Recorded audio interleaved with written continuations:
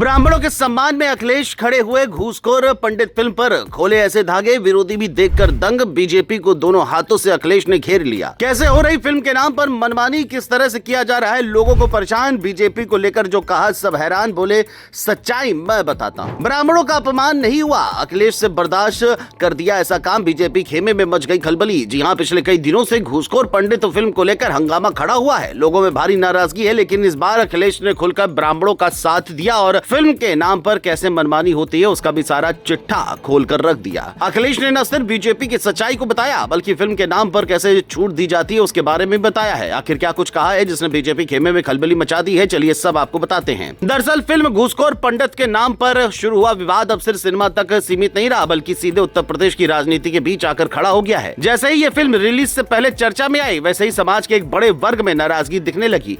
इसी बीच समाजवादी पार्टी के राष्ट्रीय अध्यक्ष और पूर्व मुख्यमंत्री अखिलेश यादव सामने आए और उन्होंने खुलकर मोर्चा खोल दिया। अखिलेश ने साफ कहा कि यह मामला सिर्फ एक फिल्म का नहीं, बल्कि एक सोची समझी साजिश का हिस्सा है, जहां किसी समाज को टारगेट कर उसे बदनाम करने की कोशिश की जा रही है। उनका ये बयान आते ही सियासी गलियारों में हलचल तेज हो गई है और बीजेपी खेमे में बेचैनी साफ नजर आने लगी। अखिलेश ने सोशल मीडिया पर लिखे अपने लंबे पोस्ट में सीधे तौर पर बीजेपी पर आरोप लगाया। उन्होंने कहा कि बीजेपी का पुराना तरीका रहा है कि वह किसी समाज के कुछ लोगों का इस्तेमाल उसी समाज के खिलाफ करती है, कभी बयानबाजी के जरिए तो कभी नोटिस और बैठकों के नाम पर और अब फिल्मों के जरिए। अखिलेश ने कहा कि जब विवाद बढ़ जाता है तो बीजेपी दिखावे की कार्रवाई कर घड़ियाली आंसू बहाने लगती है, लेकिन असल में उसे उस समाज को अपमानित होता देख अंदर ही अंदर खुशी मिलती है। अखिलेश का कहना था कि ये कोई नई रणनीति नहीं है, बल्कि लंबे समय से चला आ रहा पैटर्न है जिसे अब लोग समझने लगे हैं। यही वजह है कि इस बार उन्होंने चुप रहने के बजाय सीधे हमला बोल दिया है। फिल्म के शीर्षक को लेकर अखिलेश यादव ने सबसे तीखी बात कही। उन्होंने कहा कि इस फिल्म का नाम सिर्फ आपत्तिजनक नहीं, बल्कि बेहद अपमानजनक है और इसीलिए वो खुद उसका नाम तक नहीं लेना चाहते। उनका साफ कहना था कि नाम बदलकर भी ऐसी फिल्में बदलने से सोच नहीं बदलती।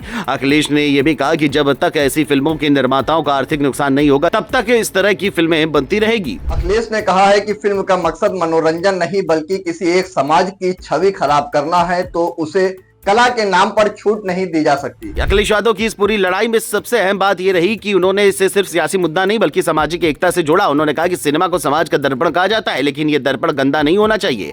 अगर अभिव्यक्ति की आजादी किसी की गरिमा और सम्मान को ठेस पहुंचाती है तो उस पर सवाल उठना जरूरी है। अखिलेश ने यह भी इशारा किया कि इस तरह की फिल्मों के पीछे कौन लोग पैसा लगा रहे हैं और उनका एजेंडा क्या है, इसका भी पर्दाफाश होना चाहिए।